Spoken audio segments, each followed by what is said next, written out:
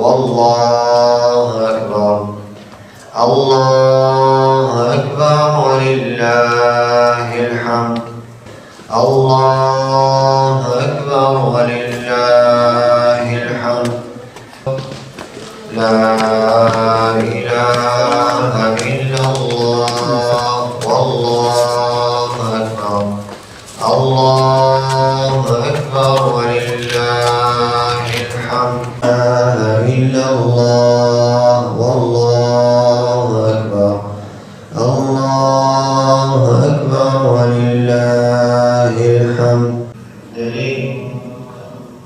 Değerli kardeşlerim, halıya sapların yerlerini bant yapıştırmışız. Herkesin durabileceği bir yer. Lütfen bantların hizasında herkes bir bantın üzerinde dursun. Bantın dışında birbirimize yavaş bırakın.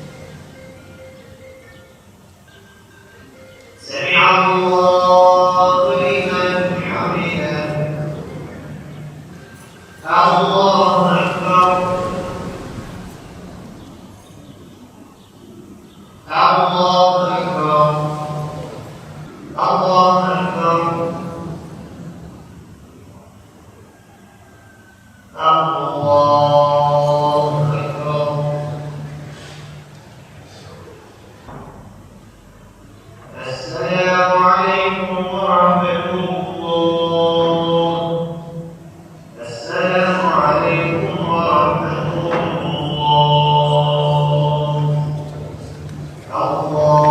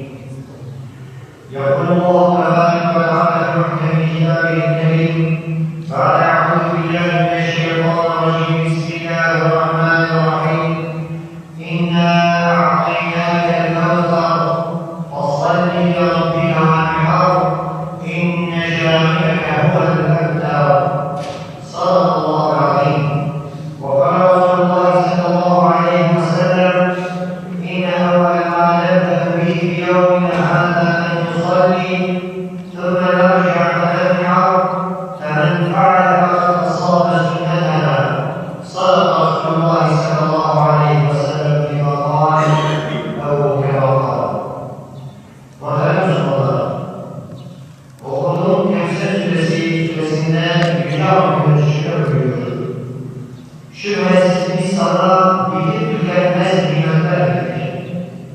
O halde Rabbin için namaz kıl, kurban kes. Doğrusu sana kim tutar, soyu nesi olanın alemisidir. Okuduğum hadis-i şerifte ise sevgili Peygamberimiz sallallahu aleyhi ve sellem şöyle buyurmaktadır. Bugün ilk işimiz bayram namazı kılmak, sonra dönüp kurban kesmektir. Kim böyle yaparsa sünnetimize uymuş olur. Aziz kardeşlerim, bugün imanımızdaki kişilerin yüreklerimizi oluşturan, şükrümüzü artıran kurban bayramı. Bugün kurban ibadetinin eda edildiği, dua ve gayretin takva ve tesliyetle güçlendiği gün. Bizleri bu seslerle kavuşturan Cenab-ı Hakk'a sonsuz hamd senalar olsun. Bayramı barış ve sevinç günleri ilan eden sevgili Peygamberimize sonsuz salat ve selam olsun.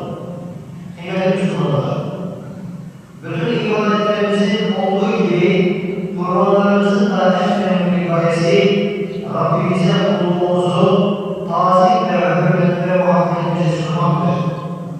Takva şuuruna ulaşarak Rabbimizin razı olduğu kullar zümresine ilham olmaktır.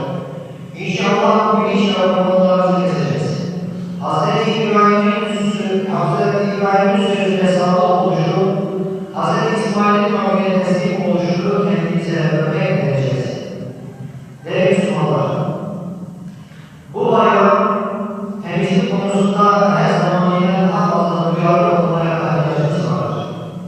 Peygamberimizin sallallahu aleyhi ve sellem temizlik imanın yazdığı hadis-i şerifini hatırlamaya, mümine yakışık bir hassasiyetle hareket etmeye ihtiyacımız var. Korona salgını ile mücadele etmemiz şu günlerde tedbirlere uymaya, samimiyetle ibadet ederken kendimizi ve çevremizi korumaya mecburuz. Değerli kardeşlerim, kurbanlarımız bize emanettir. Onları incitmeyelim, şefkati ve özellik davranalım. Bayramlar sevinç günleridir. Komşularımızı, akrabalarımızı, hasta, yaşlı ve yalnız kardeşlerimizi bu sevgiye mutlak edelim. Mübarek günlerde dargınlıklara ve üzgünlüklere son verelim. Bayramın huzurunu hep birlikte yaşayalım.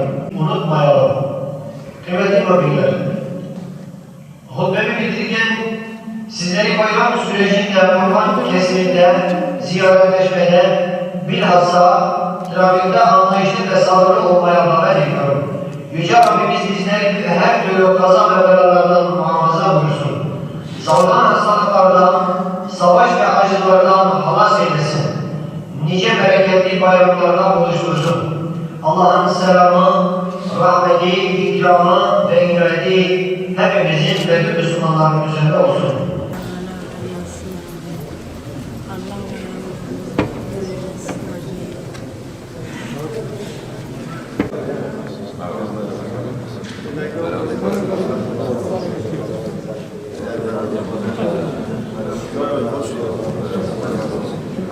Boş.